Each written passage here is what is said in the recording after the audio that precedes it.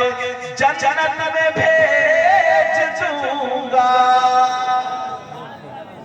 اب تو نعرہ لگنا چاہیے مجمع سے ایک نعرہ کو خبر نہ ہو بولو نا پل سے اتارنا گزر کو خبر نہ ہو اور جبریل پر بچھائے تو پر کو خبر نہ ہو.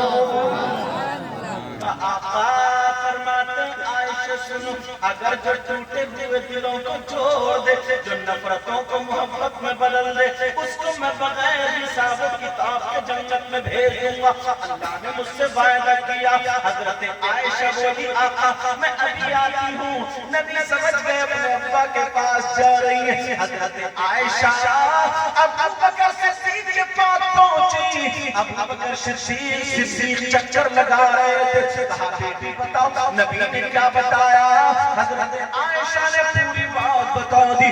اللہ نے وعدہ کیا اگر جو ٹوٹے ہوئے دلوں کو جوڑ دے جو نفرتوں کو ہٹا کے محبتوں والا بنا دے اللہ تعالیٰ اسے بغیر حساب و کتاب کے جنت میں بھیج دے گا.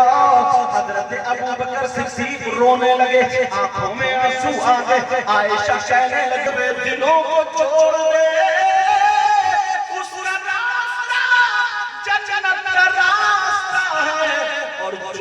جڑے ہوئے دلوں کو توڑ دے اس کا راستہ جہنم کا راستہ ہے. آنے والے دنوں میں مجھے بھی اچھا اور میرے آواز میں سینے میں ایسے سب رکھے پتہ نہیں کس کس دعائیں میرے لیے کام کرتی ہیں. دعا کرو گے نا میں بھی آپ سب کے لیے دعا کروں. اگر میری بات کسی بھائی کو بری لگی تو معاف کرنا. میں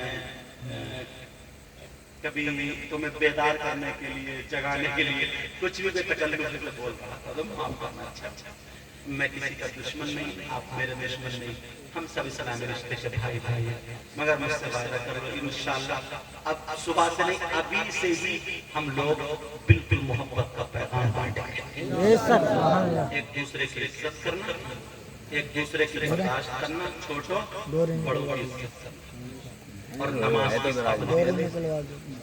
نماز کی پابندی ضرور کرنا. کسی کی بہن بیٹی کو مت تکنا چاہے وہ مسلم کی ہو یا غیر مسلم کی کسی کی بھی ہو عزت سب کی عزت ہو. سمجھ رہے میری بات. ہر سال جلسہ کراؤ تاکہ تمہارے گاؤں میں بہاریں آ جائیں تمہارے گاؤں میں فتح آ جائے. معلوم ہے کہ جب حضور کا ذکر ہوتا ہے نا تو حضور سے شیخ لگتا ہے. اللہ والوں کا ذکر ہوتا ہے وہ بھی رحمت فرشتے. ہمارے گاؤں میں اگر حضور آ جائیں رحمت کے فرشتے آ جائیں اللہ والے اس سے بڑے خوش قسمتی کیا.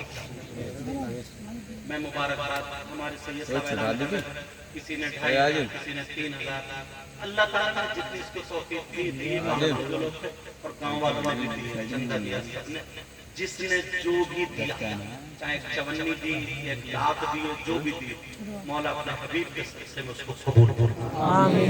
اور جو نہیں دے پائے اے اللہ ان کے گھروں میں بھی برکت دے. سب کے گھروں میں